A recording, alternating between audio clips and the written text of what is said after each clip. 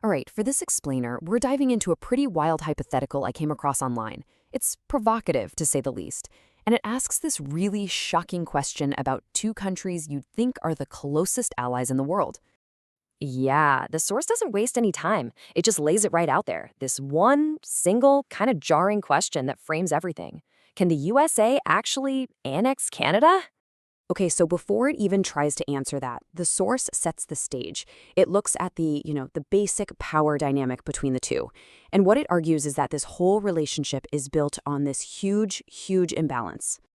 And when I say huge, I mean the source's first claim is, wow, it's stark.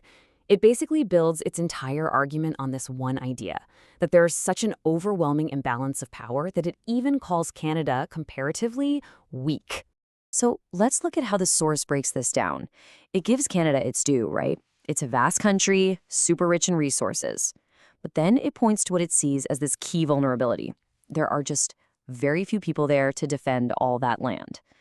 The US, on the other hand, it's just described as overwhelmingly strong. Simple as that. But here's where it gets interesting.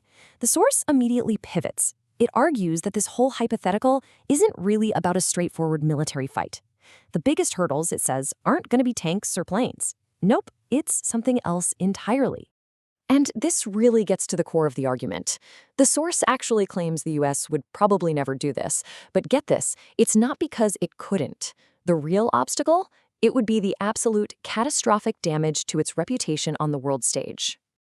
So if we dig into what that actually means, the source predicts it would, and I'm quoting here, obliterate the American reputation.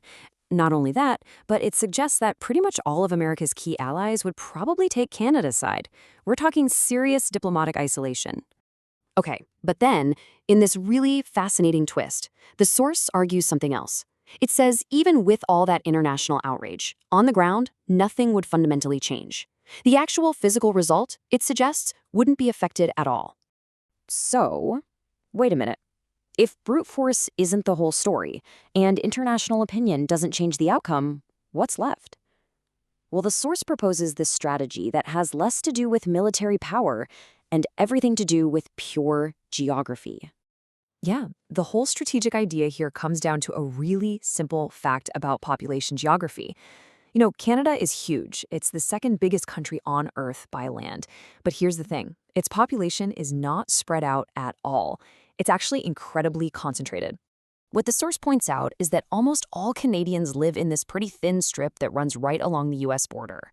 And that leaves these massive northern territories, well, almost completely empty. And it's that geographic reality that leads the source to this simple two-step bypass strategy. Step one, an invading force just ignores all that massive empty land up north. Step two, it focuses every bit of its effort exclusively on that narrow populated southern strip. So where does this all lead? What's the endgame of this purely geographic strategy? Well, according to the source, the hypothetical outcome is pretty stark, pretty dramatic. And honestly, it makes the most sense when you see it on a map. And this is what that endgame looks like, at least in the source's visualization. That populated southern part, it gets absorbed. And that leaves the empty northern territory as this leftover state. The source actually calls it a tiny strip of what used to be Canada. You can really feel how final that sounds in the direct quote. The goal here isn't about total conquest of the whole landmass. It's just about slicing off the part where people actually live, and, in the source's own words, to turn Canada into this tiny strip. You know, this whole wild hypothetical, it really makes you rethink what national power even means. And it leaves us with this one last big question. What if a nation's greatest strength, its massive size, could also be the very thing that makes it the most vulnerable? Something to think about.